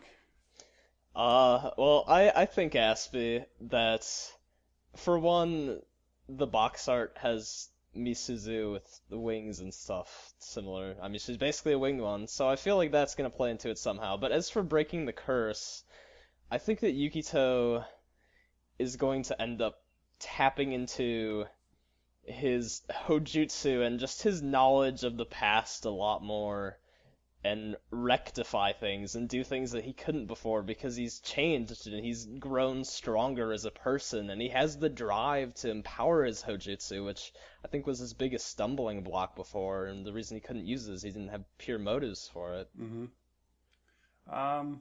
Yeah, that's very valid. Like, he's obviously shown this amazing development, so I'm hoping they really like go somewhere with that and he's able to like change something. What do you think, Jared? I don't know, like, from the information we've been given so far, he does say, whenever he uses the puppet for the final time with Misuzu, that he's turning back the clock, or something to that extent. Mm-hmm. So, possibly, he enters some sort of vision, or literally goes back into the past and somehow views the events of summer, and get some idea from that on how to break the curse. Yeah, like, that's a question too. Like, is everything we've seen now like a vision Yukito's having, like a dream? I don't know. Like, that's one interpretation, but we also know that it's describing events that Misuzu saw in her dream, like as she was like going back in time. So, I don't know. What is summer? Are we just like an omnipresent observer that's just like watching everything and we just go back, or is there something more to it? I don't know. But here's what I was thinking. The way it's written is the curse seems to be as if like they're stuck to the past, and there's events that have happened, like this power struggle 1,000 years ago is what caused all of this. And it makes me think, like, if I were to break a curse like that, I'd need to let go of the past and start looking towards the future.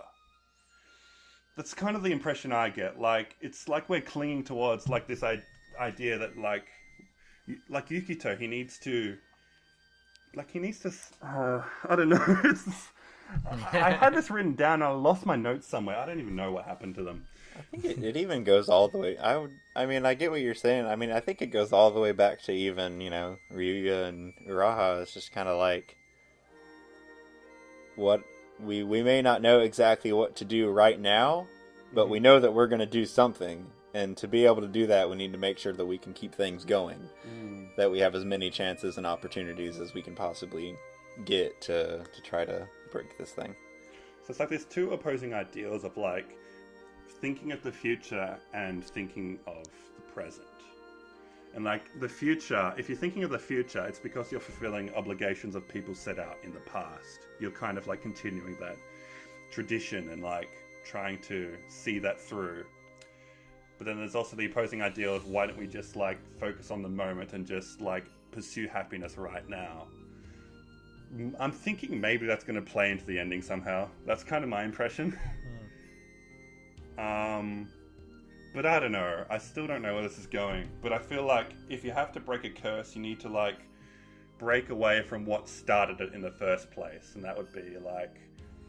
It's almost like trying to. It's like distancing yourself from it. Like instead of trying to stick to the past rules and things, then just try to like almost like distance yourself from it and try to make your experience unique. Yeah. So I don't know, maybe that's going to play into the resolution somehow, or if there is a resolution, I don't know. Maybe we get a sad ending. But it's key, so I'm hopeful. I remember what happened in the anime ending, but I have no idea how they broke the curse actually, right now.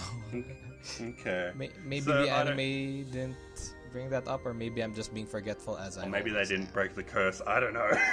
Maybe, I don't know. But like So, the way we're gonna find the way I see the curse is that You're all in for a treat. oh, Excellent. No, it is. The way that I see the curse is that Kana is endlessly seeing those sad memories that they have caused upon her. The Exactly, memory yeah. of the death of Ryuya and somehow feeling guilty for the death of Ryuya. Yeah. So I think that might have something to do with how they break the curse, yeah. Yeah, maybe it's like trying to overcome that guilt and like... Yeah, it's like the curse is her like worrying about everyone and just like seeing everything that's happened and being like, no, I'm so sorry that I caused all this. But maybe that's the problem. Maybe to overcome the curse, you need to learn to say thank you instead of sorry. Oh yeah, that was a Kano throwback. I Must guess be nice. we're in for a treat, yeah. So that's some really awesome discussion, guys. I'm very happy with this episode. I think it's been one of our best ones yet. Like, this is definitely up there with Minagi Root. What do you think? Give yourself a pat on the Yeah. back, guys. Like, you Good deserve show, it. chaps. Pat, pat, pat, pat, pat. Pat, by Jove. pat. And thank you to Bowie for being here and not being here anymore. Ripping pepperonis. And Pepe, thank you for joining us once again as a root specialist. I hope you problemo. enjoyed your time here. I did. I quite enjoyed it, yeah. Yeah, and thanks for your contributions too, because you've definitely brought up a lot of interesting stuff. So just now we're gonna wrap it up by bringing it back to the forums, and we got one piece of fan art this episode. Not much, but I'm still happy with what we got, and that was by Akito. He drew us a lovely picture of Uraha. Good job, Akito-ni-sama. Yeah, thank you very much for that. It's a very nice picture. And I believe cool, man. believe you said Yeah, that I was like your it. favorite character of the route, and I can definitely get I behind am that. happy that you drew Raha because she is the best. Probably near that art too. Uraha best She's girl. pretty great. So yeah, thank you for that. So yeah, I guess it's time to announce the MVP for this route. So after some deliberation, I've decided to award the Summer Route MVP to our very own Bowie. Congratulations, Bowie. Yay! Pachi. This is So what you're saying is Yukito's mom goes good with tea. What? Hey. That's the sound of Aspie hitting his head against it. So Bowie made quite a few contributions in the forum from what I saw. yeah, like he's definitely I really appreciate like his views on the Amaterasu theory because I had my head scratching on that one for a while, and Bowie definitely pulled through. But just Yeah. like It's definitely one of the harder routes, I guess, to pick something out of, but man, he keeps it going. yeah, Bowie, man, like he's been pretty consistent throughout all the podcasts for his amazing contributions, and I can like gush over him because he's not here. But yeah, Bo, you're the man, and you definitely deserve to get an MVP for all your hard work. Yeah. I mean, being a part of the podcast, it's like kind of hard to kind of throw your cards on the table and discuss things in the forum topics. But I mean, he goes in there and he gets to respond to things and keeps discussion going and Yeah. still brings even more into the podcast. So, really good job this time. Yeah, totally. Like, for managing both the forum discussion and the podcast discussion, you deserve a round of applause. Yay! Very good. So I guess that wraps things up for the Summer Route podcast. This is part 5 of 6, and we're finally moving on to the AIR Route, which will be our finale for the podcast. I'm actually planning some a little something for people who want to generate like fan art and different contributions after the next podcast has ended. So if you're waiting for a really special fan art you've been holding out, save it till after the AIR Route podcast. I'm just making that clear now. A little bit of a spoiler. But So we'll have something brewing there. But definitely for the next 2 weeks, we're going to read through the AIR route. Biz, like, is it long? Pretty long, yeah. Longer than I think Minagi? it's a little bit longer than summer, if I remember correctly. Minagi-wise, like? It's a pretty good length. Don't sleep on it. All right, then. That's my go-to. Is don't sleep on it. Definitely. You're gonna want to hop in. So yeah, There's definitely a lot of stuff to take from it. So if you haven't started yet, definitely start reading it now. Recommend reading it twice. Yeah, and definitely if you have particular fan art that's pertinent to this route, then definitely like get that in because hoping to see a lot of cool stuff because yeah, it's exciting. And so thank you once again for joining me, everybody, and special thanks to Pepe for being our guest for this episode. It was great to have you on. And next episode, we're going to finish up by having Eisen Kobu back to talk with us once again.